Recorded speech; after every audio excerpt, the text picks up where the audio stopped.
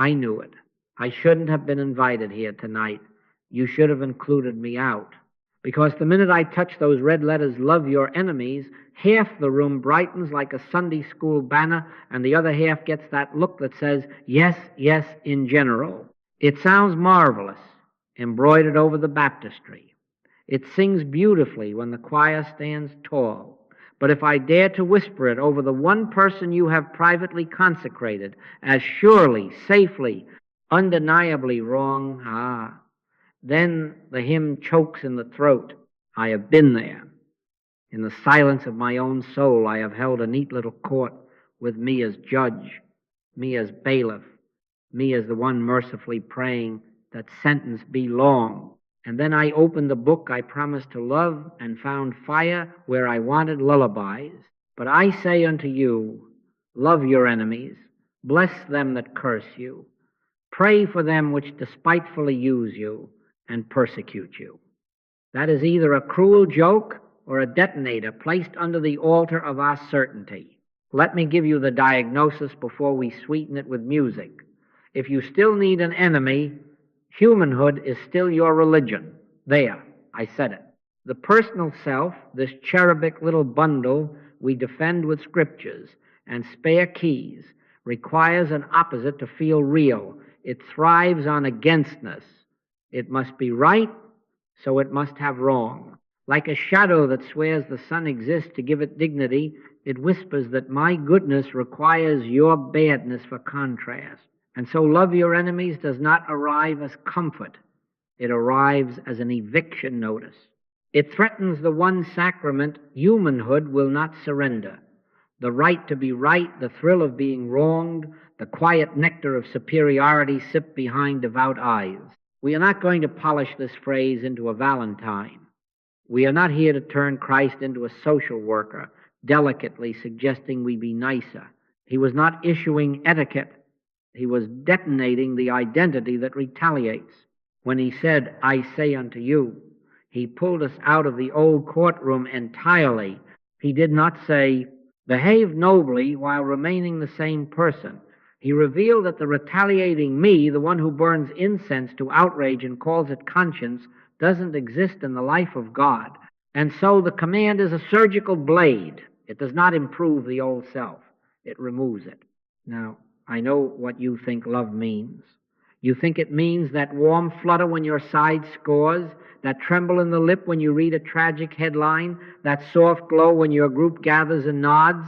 That's human emotion. That is the weather. That is the heart saying, I like this, I do not like that. True love is not a feeling toward a person. It is an impersonal state in which no person stands apart from God. It is the kind of love that outwardly seems cold-blooded, no fuss, no petting, no sentimental tears, and inwardly overheats the heart for God and man, all equally. Without that, our smiles are a mask on a courtroom face. We say brother while writing the indictment in invisible ink. So, what shall we do? Let's twist that Bible upside down. Not to reject it, but to wring out of it our concealed motives. Let's rephrase until our piety coughs up its last alibi. When I say enemy, let me hear myself saying, I still require an opposite to feel like a somebody. When I feel that righteous heat begin to rise, let me confess, I am rehearsing a part that does not exist in the kingdom. When I reach for the Psalms as a club instead of a song, let me catch my hand and die daily to the one who swings it. Forgive 70 times 7 is not arithmetic. It is a mercy machine grinding my ego to dust. I knew a dear deacon, fictional, all right, but only by name, who prayed, Lord, bless all mankind except Harold. And Harold, alas, was his brother-in-law. Do you see it? Family love, tribal love, partisan love, church love, each is magnificent until it has to cross a line. There it stops and calls its halt holy. But when the Master says that ye may be the children of your Father which is in heaven, he is inviting us to a love with no lines to cross. If that sounds cold to humanhood, It is only because we have lived in a tomb and called it a body, lived in an argument and called it a soul. So I warn you and promise you, it will not feel comforting at first. It will feel like the loss of the favorite garment, the one embroidered with, "I was right, good." Let it be torn. Let us begin not by stroking this phrase, but by letting it strike us. If you wince, rejoice. Something false just died. If you bristle, be grateful. The fuse has been lit under the idol that made you safe. We are going to stay with these words until our need for enemies collapses, until reaction gives way to presence, until in the quiet we discover a love that cannot be hijacked by our moods. Then, and only then, will the command stop offending us, because there will be no one left to take offense. Now let me risk the question that will either free us or send us hunting for a softer preacher. Do you think God has enemies? Do you think the God self of you can be insulted? Do you think love can resent? Do you imagine infinity being jostled in the aisle by a rude mortal and losing its temper? Can the ocean be offended by a pebble? Can the sun carry a grudge against a cloud? If God is all, where exactly would you set up the opposite? Outside of all? On which street corner of omnipresence would you pitch the tent of against? God is love, says the apostle. And the master adds, resist not evil. Will you then tell me he was advising a polite passivity, or was he revealing that the self in which we live and move and have our being has no opposite to resist? Let me press it until it breaks open. When you feel resentment curl up like a fist inside, what is the hidden theology at work? It is this: my selfhood is separate, my life is fragile, my honor is mine to God, my little kingdom must be defended. That is a creed. It has hymns, it has incense, it has martyrs, and every martyr wears the same badge, a sense of selfhood apart from God. That is humanhood's liturgy. We kneel at the altar of I, me, mine, and then we sprinkle that altar with verses about holiness, and when someone threatens the shrine, we call it righteous anger. But anger is always a confession. I believe in two powers. I believe in a God and an anti-God. I believe the infinite needs my finite assistance. Do you think the Christ in you is sitting there drafting rebuttals? Do you think he who said, Father, forgive them, for they know not what they do, ever paused to savor the superior flavor of being wronged? Or was he revealing the nature of a life that cannot be wrong because nothing stands outside it to do the wronging? When you and I bristle, it is not the God self bristling, it is the costume bristling. It is the character we have been rehearsing, the one that needs a villain to justify its gestures. Without that villain, the play folds, the critics go home, and this is the terror the actor must step off the stage and die daily. Enemy is not a person, enemy is a role, and humanhood is a casting director forever hiring extras to keep the drama funded. That colleague, that neighbor, that politician, that ex-humanhood tapes enemy across their foreheads because the plot requires tension to keep me feeling like a somebody. And in order to keep the play from looking cheap, we decorate the theater. We call the program discernment. We label the props boundaries. We insist we are only protecting truth, saving the children, guarding the sanctuary. Hear me gently. There is such a thing as discernment. There is such a thing as a holy. No, we will come to that.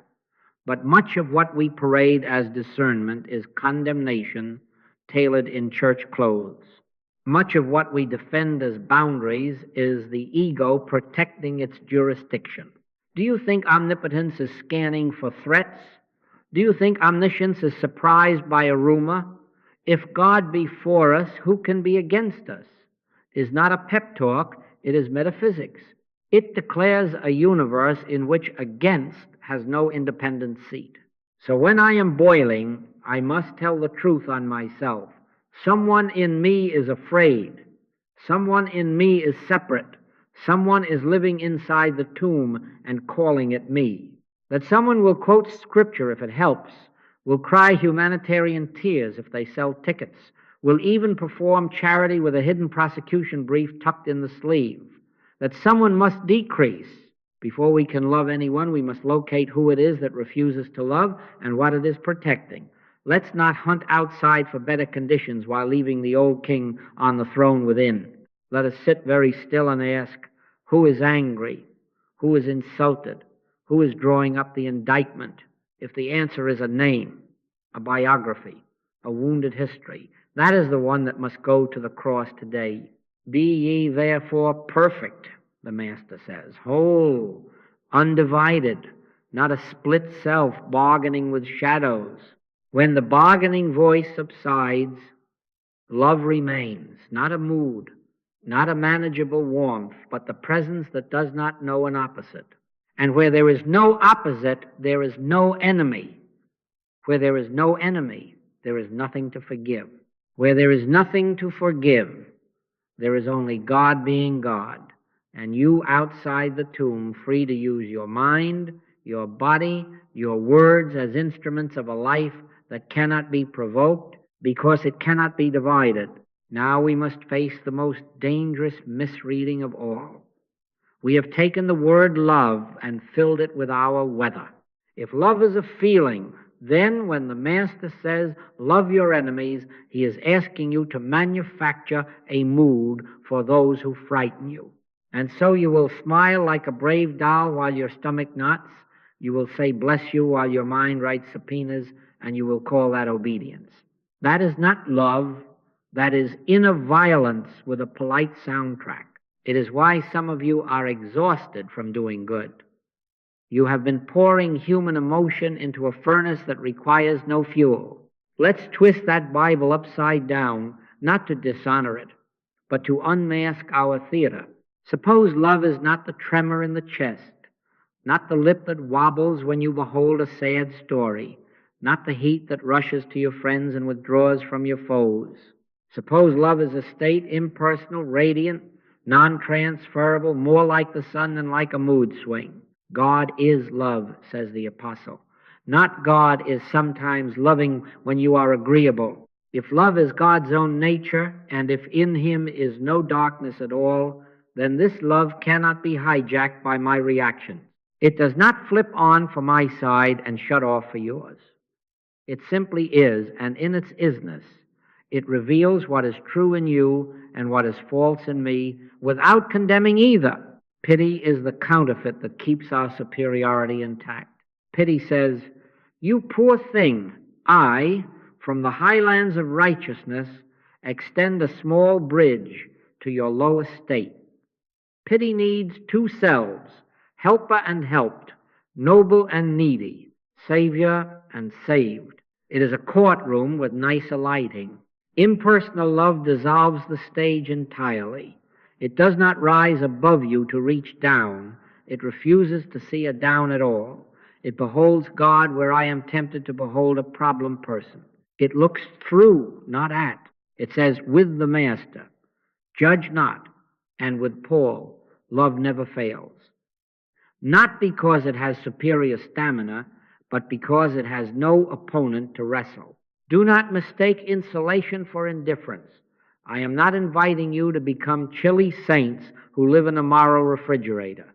Insulation means there is no emotional interchange in human relationships, no trading of heat and cold as if hate were a currency and my heart a marketplace. Insulation is the God self saying, I will not become what your fear needs me to be. When railings come, you may appear outwardly cold-blooded, no flinch, no sting, no spikes of adrenaline, yet inwardly overheated with love for God and man, for all equally. That paradox is the only atmosphere in which resist not evil makes any sense. If I am insulated, hate cannot recruit me into its economy. If I am insulated, I can say a firm no without adding a lash of vengeance to it. Now hear the release hidden in this severity. When love is no longer a feeling I perform, but a state that possesses me, burnout evaporates like morning mist. I don't have to squeeze a blessing through gritted teeth. Blessing flows by nature because nature is love. I don't have to pretend to like what is unlovely. I become so transparent to presence that whatever is unreal in the scene is exposed as a shadow that cannot endure the day. Be ye therefore perfect, whole, undivided. In wholeness there is no audience to impress, no enemy to defeat. Only God, being God, is the sight with which I see, and the truth I behold in you. Let me confess my own malpractice. I have tried friendliness as a substitute for love, and it made me brittle. I have tried empathy as a substitute for love, and it made me tired. But when, even for a moment, I consented to die daily to the one who reacts, when I let the mood merchant sit down, something steady took the chair. It looked at those I feared and saw no opposite to God. It did not gush, it did not scold. It was simple, clear, and strangely happy. It did not ask me to agree, it asked me to be. And in that being, what was real in the other began to answer back as if, under the accusation and the story, there had always been a yes waiting for the son. Father, forgive them. Becomes no longer a high, heroic thing. It becomes the only thing left when the forgiver and the offender have both been swallowed up in love. Now that we have loosened love from the mood machine, let me risk a sharper blade. Humanhood's favorite sacrament is not baptism or communion. It is being right, being wronged, being superior. I know I have worn the vestment. There is a sweetness to outrage, a honey on the tongue that says, at last, I know who I am. I am the one who sees clearly while others stumble. I am the guardian of the good. I am the wronged party, haloed in the smoke of noble suffering. Do you see the liturgy? The incense is indignation, the hymn is a complaint sung in four-part harmony, the altar is the mirror, and the God always wears my face. Outrage is identity on caffeine. It wakes us up, organizes the inner furniture, and supplies a plot in which my lines always have the high moral ring. The personal self feeds on conflict, because conflict confirms separateness. It gives me a circumference, a definition, a mission. Remove the enemy and I feel like an unassigned actor at rehearsal, costume on, makeup done, but no scene to play. That emptiness is intolerable to the personal self. So it manufactures threats, stitches, rumors into banners, and reads meanings into expressions that were never there. Without an antagonist, humanhood will hire a rumor to do the job. Without a courtroom, it will sketch one in chalk on the sidewalk and call it justice. And oh, the spiritual disguises. Early forgiveness is often the ego in a white robe trotting down the aisle to receive its medal. Look, it whispers sweetly, how enlightened I am to love such deplorable people. Hear the Pharisee praying in Jesus' parable, God, I thank thee that I am not as other men are. Do you hear it? And then add our modern footnote, especially not like that one. This is why some of our most devotional moments carry a hidden sneer. We think we have advanced because our condemnation learned to quote Scripture. We think we have transformed because our superiority learned to weep. Judge not that ye be not judged, the Master said. He did not add, unless you can do it tenderly. To slip condemnation into a velvet glove is still to strike. Now let's twist our piety upside down until the truth falls out.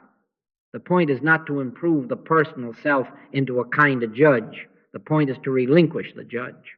Christ does not invite the prosecutor to adopt better manners. He dismisses the entire court. I can of mine own self do nothing, he said. Let that be the gavel that ends the session. When the inner bench is empty, when the robe and wig lie harmless on the floor, love impersonal, steady, unhurried, beholds what is, and the play of accusations loses its audience. First cast out the beam out of thine own eye, he urged. not so that you can resume judging with superior accuracy, but so that the very habit of measuring dissolves in presence. But how do we keep the courtroom from opening at dawn? By dying daily to the one who convenes it. Do not wait for the trial to be in session. Interrupt the bailiff at the door.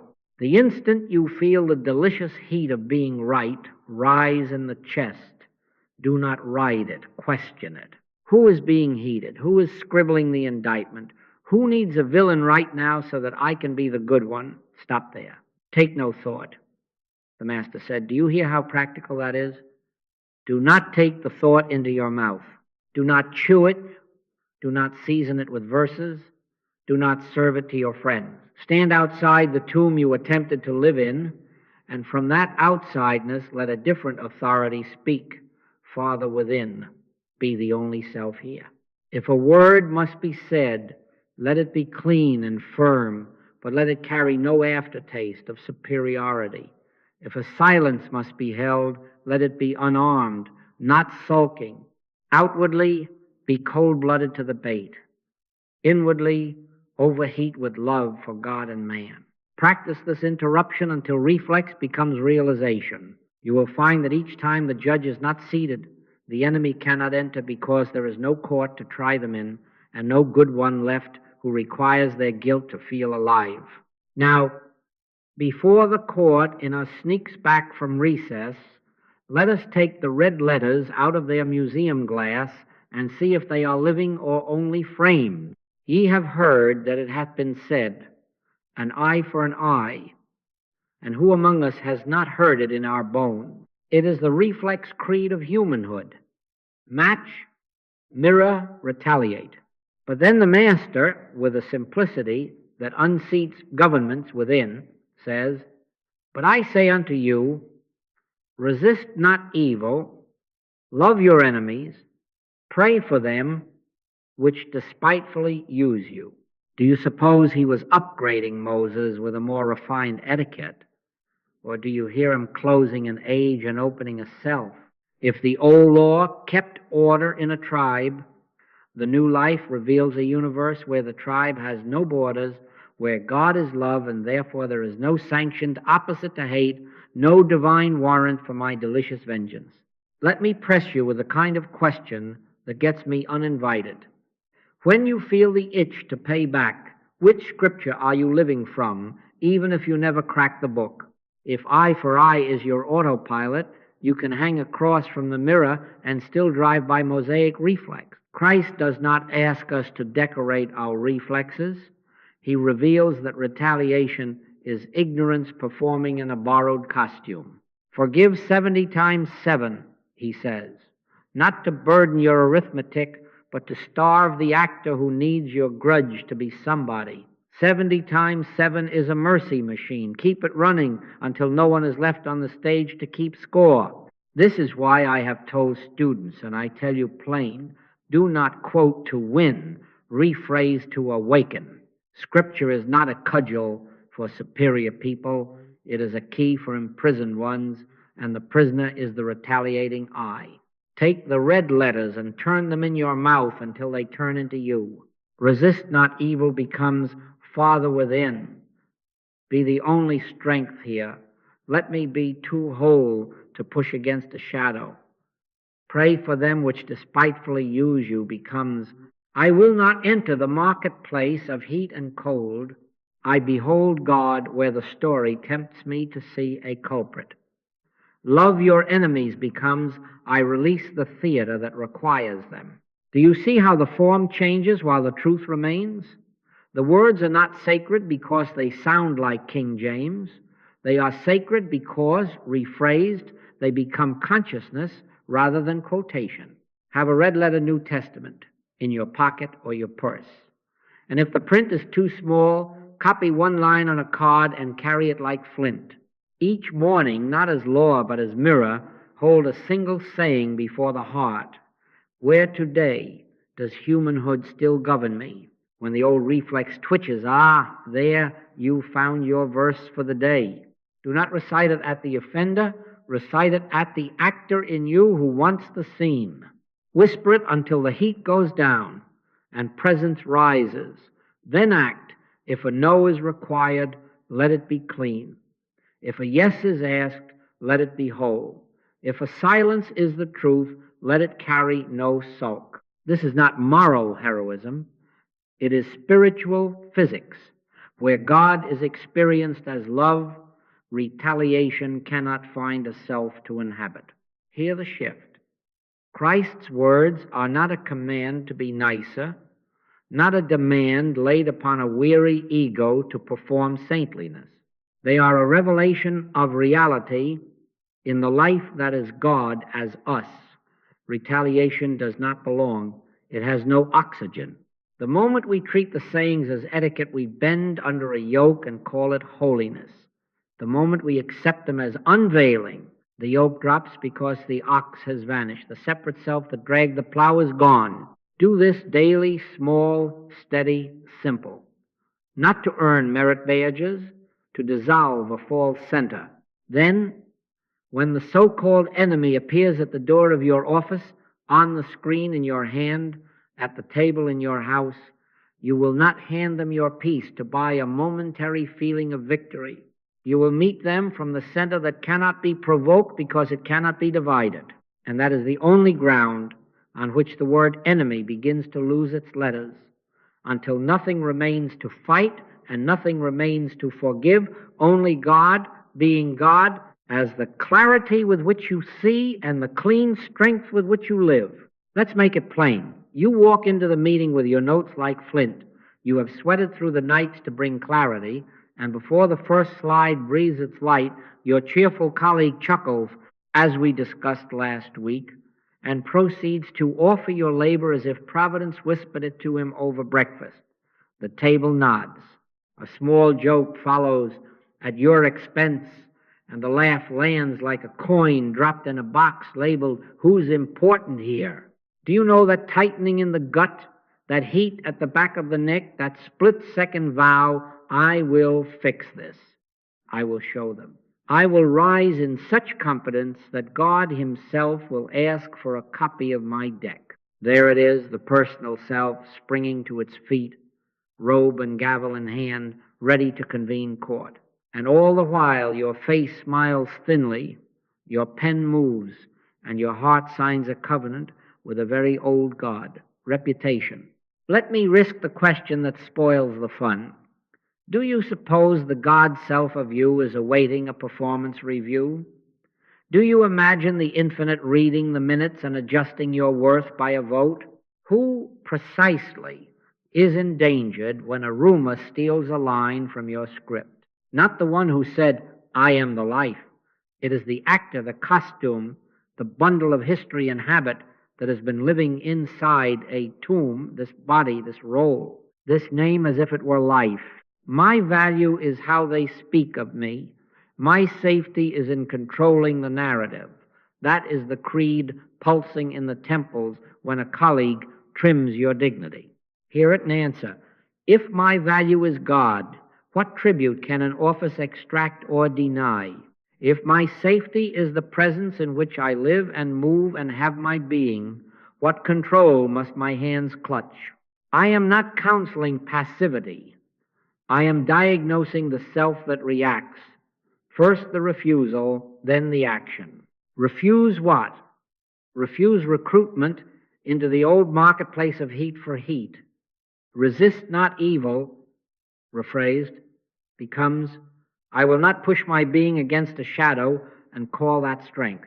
Pray for them which despitefully use you, becomes, in this very instant, I withdraw my condemnation and behold God where humanhood is acting out its ancient play. Pause. Do nothing outer until the inner bench is cleared. Let the breath return to the belly. Whisper, Father within, be the only self here. Outwardly cold-blooded, no flinch, no sting, while inwardly overheated with love for God and man, including the one wearing your crown in that insulation. The bait loses its barbs. From there, discernment, not emotion, decides.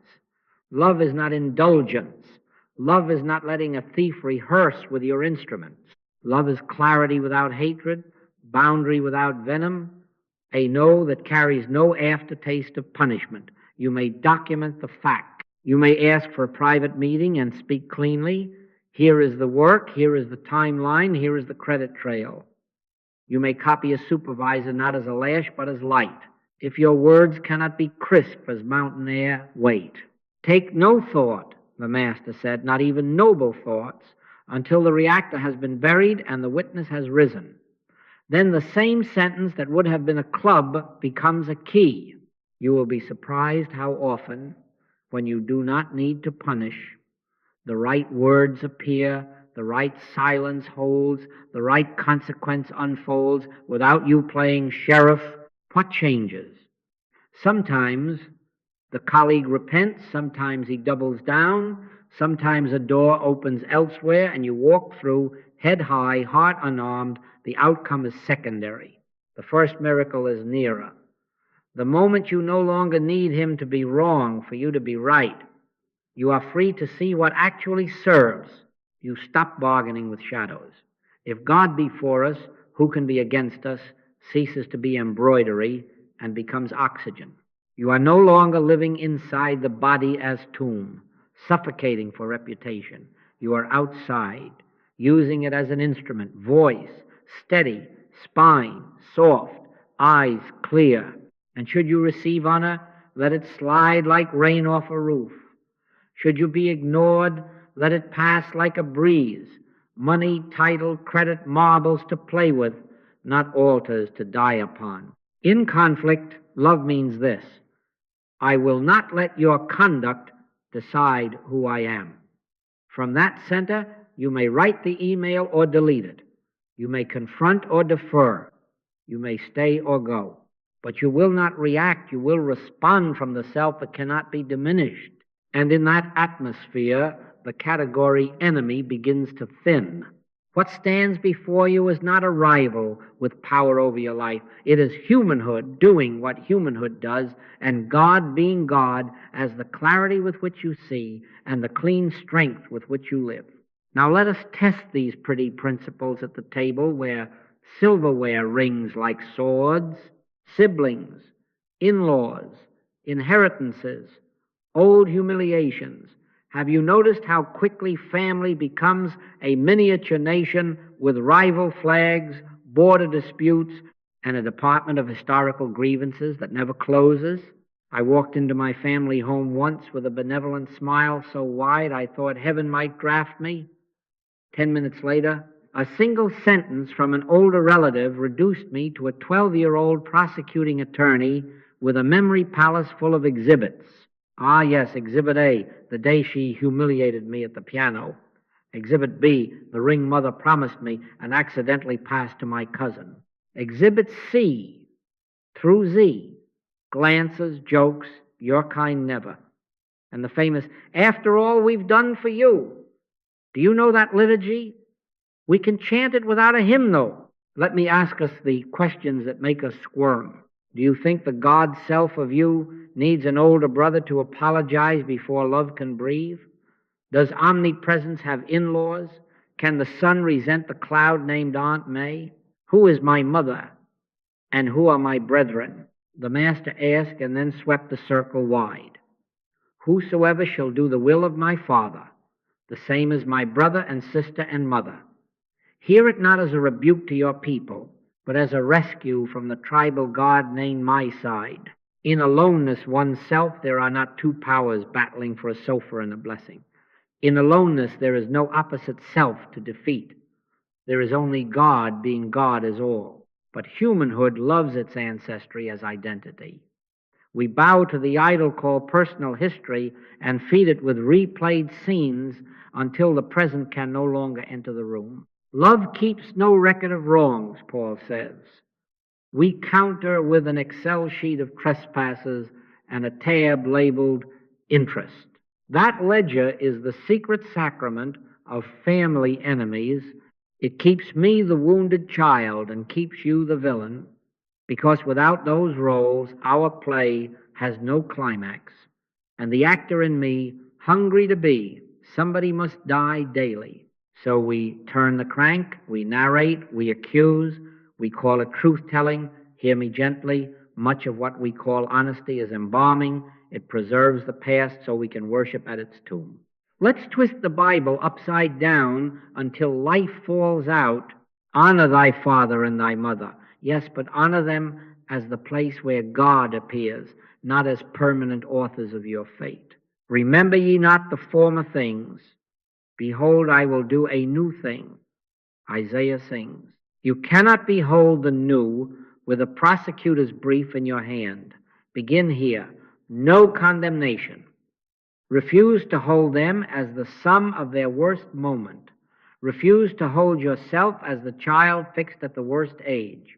Withdraw the exhibit, not to let harm go unaddressed, but to deprive the courtroom of oxygen. Judge not, the Master said, not because your kin earned kindness, but because judgment recreates the past at the expense of the present. Insulation is needed most at the holidays. Outwardly cold-blooded, no twitch, no baiting, yet inwardly overheated with love for God and man, for all the nations seated at your table. Now a word to the scared heart. Forgiveness here is not a forced group hug in the driveway. It is not reconciliation by strangulation. It is the end of inner prosecution so the present can be met freshly. You may still say no to the manipulative loan. You may keep your children away from patterns that injure. Love is not indulgence. Love is boundary without venom, a no that carries no aftertaste of punishment. As much as lieth in you, live peaceably with all men. Rephrased becomes, as much as the God self is allowed to be the only self in me. Let me meet them without a brief in my sleeve. If restitution must be requested, let it be clean light, not a delayed lash. If distance is wisdom, let it be space, not exile. And about that ring, that house, that parcel of earth, marbles to play with, not altars to die upon. Try this the next time the family God of my side calls court. When the old humiliation flares, do not ride it, interrogate it. Who is injured right now? Who needs an enemy to feel like the good one? Stop there. Take no thought. Do not rehearse the speech on the drive. Whisper, Father within, be the only self here. Then walk in free enough to let another's conduct reveal another's state, not define yours. If a word must be spoken, speak crisp and spare. If silence is cleaner, hold it without soaking. If laughter can cut the wire on a bomb, laugh without mockery. Attend to the presence, not the plot. Something begins to happen. The faces around your table rearrange without your control, but more astonishing, the face within loosens. The elder brother in you, complaining, Lo, these many years do I serve thee, hears at last the Father's answer. Son, thou art ever with me, and all that I have is thine. Do you hear it? All that I have is thine, and therefore there is nothing to steal, nothing to win, nothing to avenge. Family enemies survive on memory. Love dissolves the courtroom by withdrawing condemnation. Then the present, new and shy as a foal, steps into the room, and you outside the tomb use this name, this role, this house as an instrument of a life that cannot be provoked because it cannot be divided. Now shall we visit the newest temple where humanhood lights candles to itself every hour on the hour. You know the liturgy. Thumb to glass, scroll to the shrine. Up rise the saints and villains of the day, packaged by an algorithm that has studied your cravings like a sommelier studies grapes. We select a villain, rehearse contempt in the mind, perform a small sermon in the comments, and receive communion in the form of hearts and thumbs. Moral superiority becomes entertainment, bite-sized, ad-supported. Do you think it is the God self of us that needs a fresh foe before breakfast? Do you imagine the infinite going doom-scrolling? Did omnipresence invent the algorithm so we could be righteously indignant in our pajamas? Let me risk a confession. I have scrolled felt the throb of anger, and experienced the sweet click of post. For a few moments the blood sings, the tribe says amen, and I am somebody. The enemy supplies identity on demand. He gives me a we. We are good because they are bad. We are awake because they are sheep. We are brave because they are cowards. That we forms faster than bread rises and twice as intoxicating. But ask the blunt question, who is being inflated? Who requires a villain to feel real? The personal self, hungry for circumference, becomes addicted to enemies like a body to sugar, quick energy, then the crash, then the craving again. The wrath of man worketh not the righteousness of God, James warned, and he did not add, unless you post it cleverly. Outrage is humanhood's fastest way to feel righteous. But like all fast ways, it robs the long way wisdom, endurance, clarity. Anger feels like power.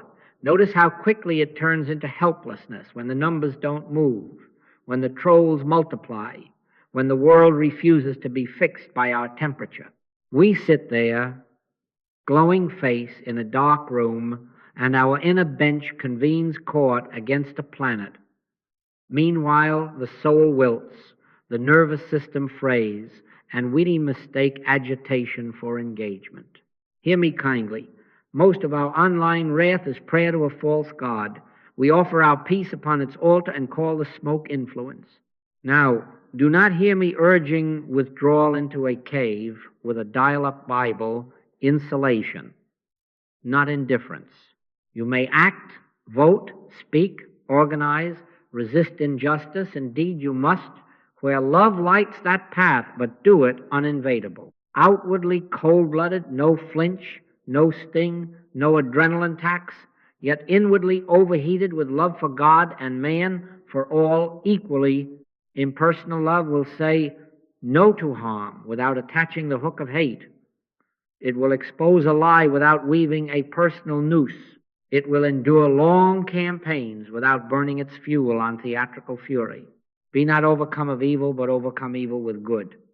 Rephrase, do not let the world hire your heat to do its work.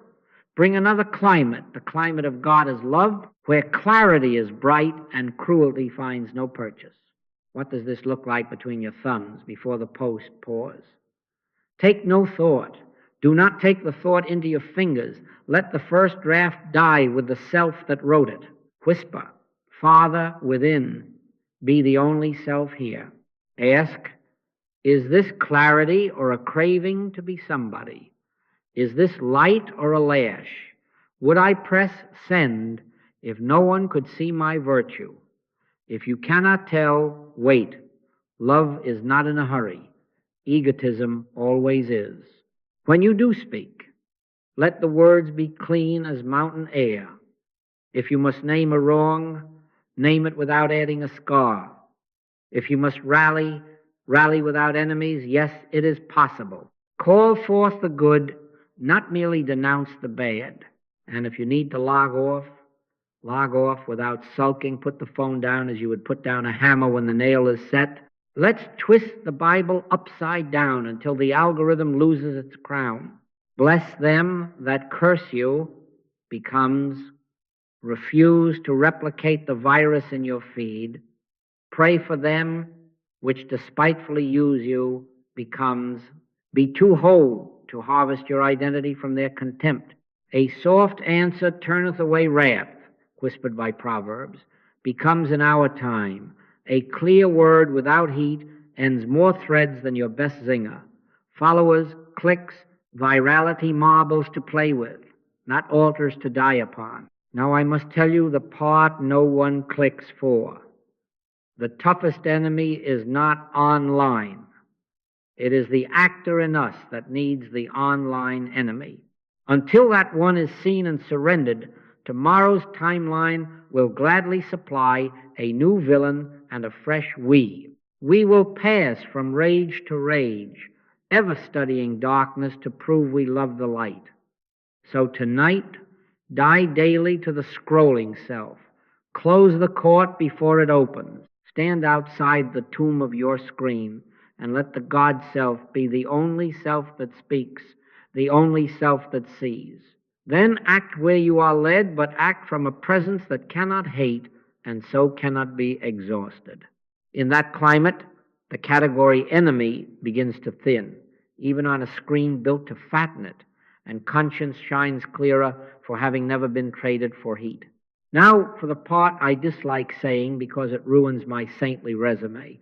There comes a night when the act collapses. You have set your jaw to love your enemies. You have crafted your sentences without vinegar. You have even smiled at the colleague who wears your crown. And then one ordinary Tuesday, a small insult nicks you. The blood is up. Your tongue is swifter than your scripture. And there you are, reacting. Shame follows like a tax collector. I thought I had grown past this. So you try harder.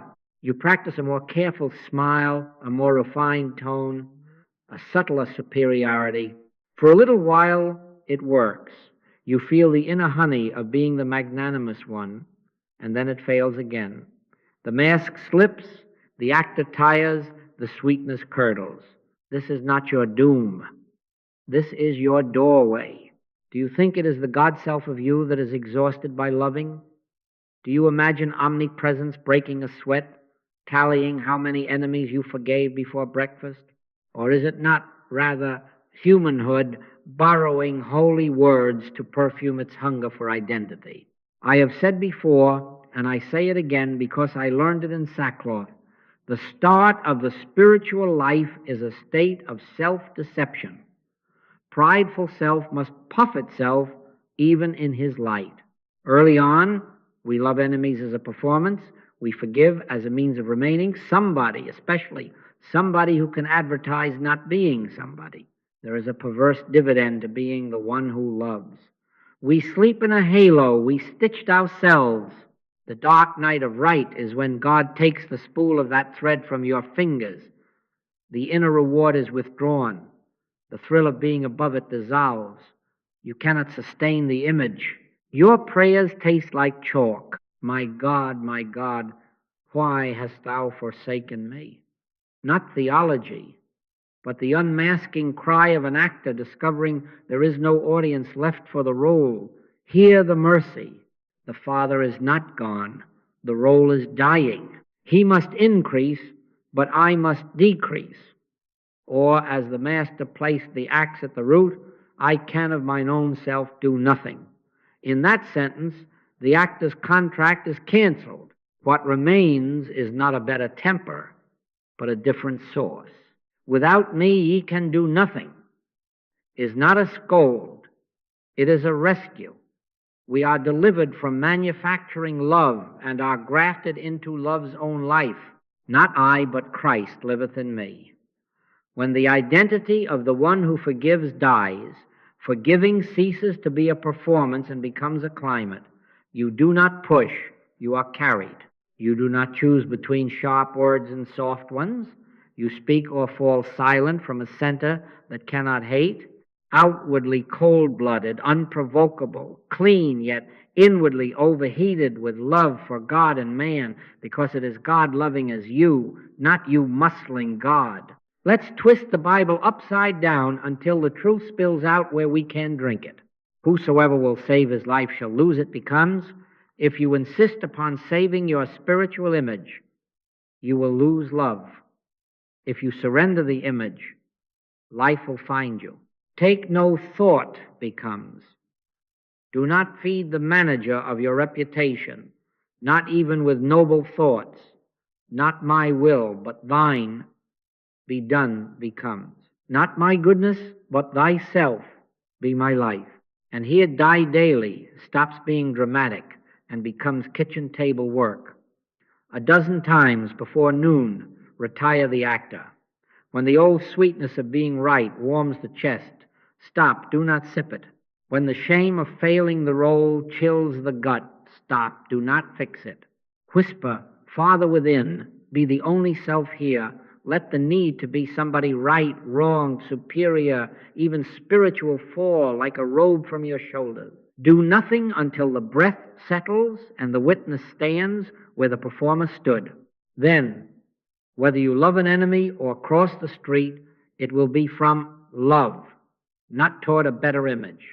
The test is not to love the enemy. The actor can mimic that for a season.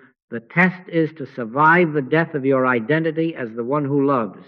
On the far side of that funeral, which repeats in small ways every day, you do not guard a virtue.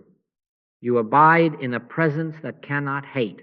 From there, the next step, clear, clean, and sometimes costly, will be given, and you will walk it unburdened by the theater of being right. Now, since the actor is weary and the stage crew is restless, let us do what the saints sometimes forget to do, show you the levers. I am going to give you a simple sequence, not as magic, but as a way of dying in place. 4 moves, like breathing. First, recognize the reaction. Second, pause.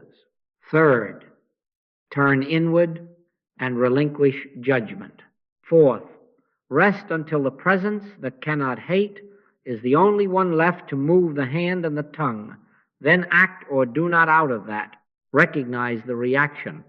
You know its signatures: heat in the face, tightness across the chest, a courtroom assembling with astonishing speed, prosecutor, gallery, verdict already half written.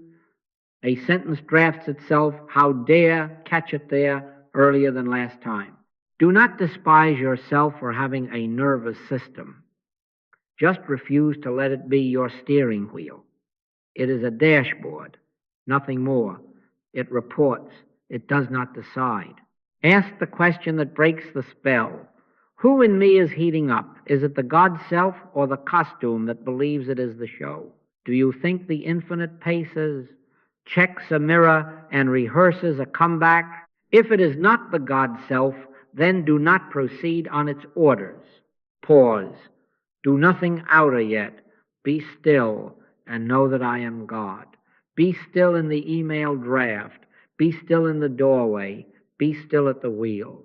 If you must put your tongue on probation, it will thank you later for not conscripting it into a war for your image.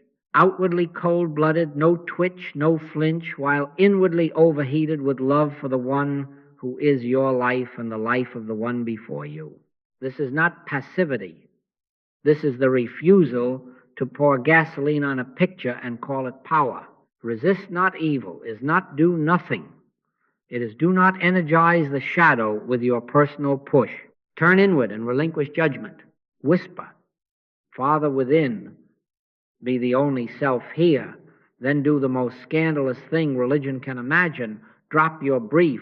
Judge not as etiquette, but as jailbreak. Withdraw the labels you were about to paste on the forehead across from you. Let this mind be in you which was also in Christ Jesus. Rephrased, let no private mind sit on this bench. Let only the mind that already knows truth see and decide. If a wrong must be named later, let it be named by that mind without the lash. Now rest until the presence is palpable, not as sweetness, not as emotional syrup, but as a quiet authority that does not argue. How do you know you are there? Something in the gut unclenches. The breath lengthens. Time ceases its chase. The eyes widen slightly, not in fear, but in seeing. The nervous system yields the keys. You stand as if just outside the body, using it as an instrument instead of living entombed within it. It is an automobile you step into for a necessary errand, then step out of. It is not a crypt whose walls dictate your drive. In that rest, I can of mine own self do nothing, ceases to be pious embroidery and becomes relief. Now act if act you must. From here, a no can be spoken with no venom on its blade. A yes can be given without bargaining for later praise. A silence can be held without sulking. Boundary is clean, consequence is light, truth is bright. You have not surrendered conscience. You have surrendered the false power you lent to appearances. You have let love impersonal, insulated, universal, decide what is fitting. And if no action is shown, do not invent one to prove you are engaged. Take no thought includes noble thoughts designed to rescue your reputation for courage. Practice this a dozen times before noon. Do not dramatize it. Do it at the sink, in the stairwell, on the sidewalk. Short prayers, shorter than your name, Father within. Only self. Be. The old surge will come again, die again. The old story will mount the stage, close the curtain.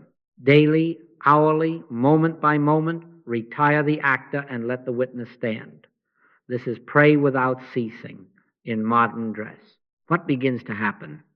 The enemy factory loses its orders. Bait without barbs dangles and falls. The faces that once authored your mood become weather noticed, not obeyed. The ancient theater cannot complete its third act because the hero has resigned and the villain has nothing to push against. To love an enemy turns out to be nothing you do to them. It is what you stop doing in yourself until only the presence that cannot hate remains to meet them. And when that becomes habit, oh, sweet word, habit, then even your firmest, no, carries the fragrance of yes to life. And what once required an enemy to define you now requires only God to be you. In that climate, the category itself loses letters. We will speak in a moment of how that love can say no without punishment, yes without capitulation, and how boundaries become instruments in hands that no longer need to strike. Now, before someone runs out and weaponizes sweetness, let me correct a fear that always starts whispering in the pews. Impersonal love is not approval. It is not a pat on the head for harm. It is not a sentimental blanket you drape over cruelty because you dread a draft. Impersonal love is clarity without venom, truth without the wish to destroy. Do you think the God self of you confuses mercy with muddle? Do you imagine omnipresence blinking softly at exploitation so as not to make a scene? Nonsense. Let your communication be, yea, yea, nay, said the Master. Hear it again. Clear, yes, clean, no. Not yes with an invoice for gratitude. Not no with a hidden shiv of contempt. The heat we add is the humanhood in it. The clarity is the God in it. Now, let us take a scalpel to punishment theology, for it is the ego's favorite scripture. The personal self wants God to validate revenge so it can feel holy while it hates. It quotes an eye for an eye and forgets that the Christ stood in those red letters and replaced the ledger with love. But I say unto you that ye resist not evil, love your enemies, bless them that curse you. If you read that and feel your jaw set for saintly warfare, you miss the point.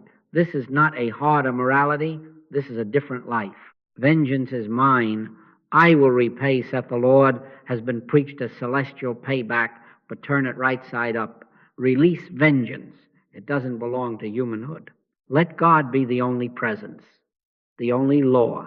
In that light, repay ceases to be a thunderbolt and becomes the rebalancing that occurs when we stop energizing shadows with our personal heat.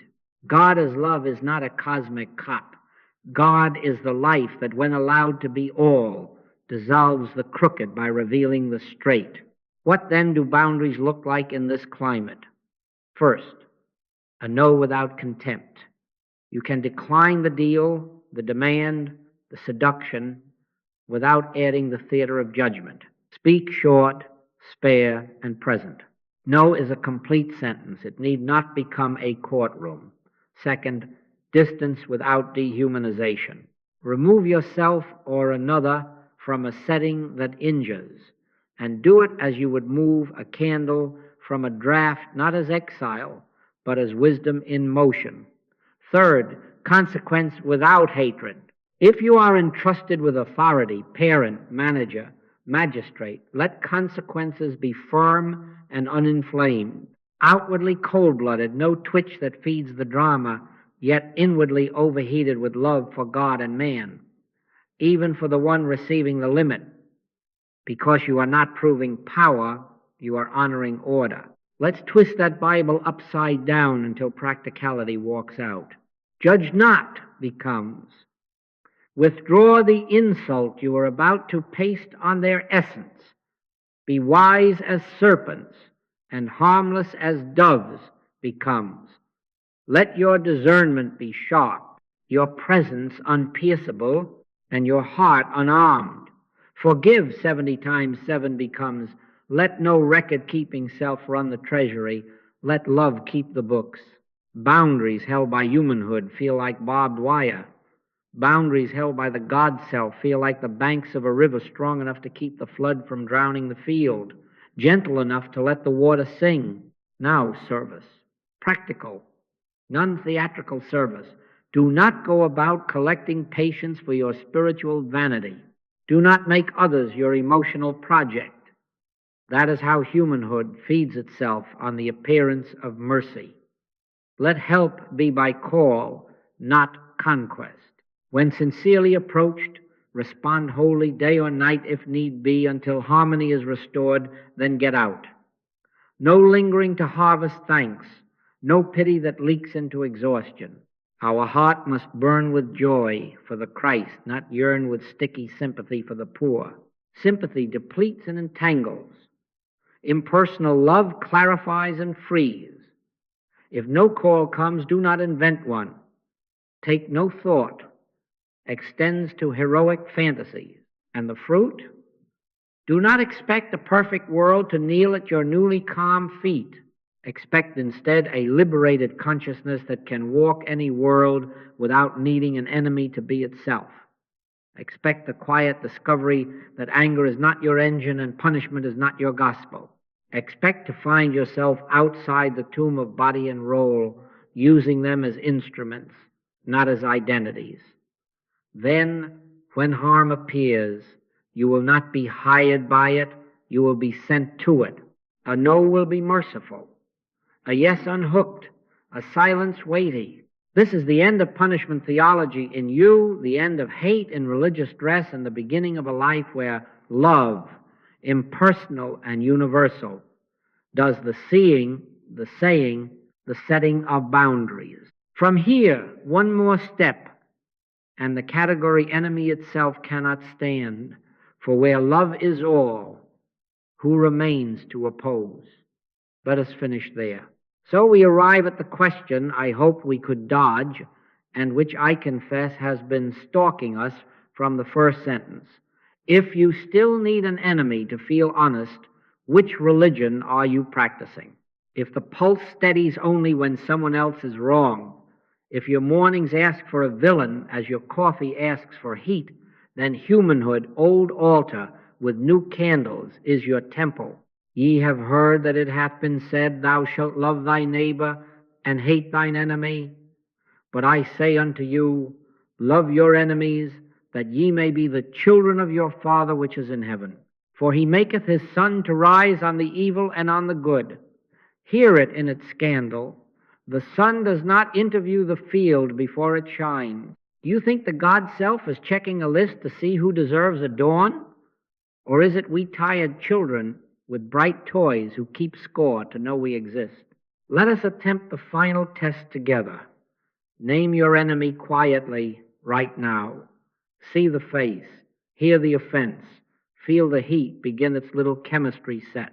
Then ask with a surgeon's mercy, what self in me requires this person to be wrong for me to be safe?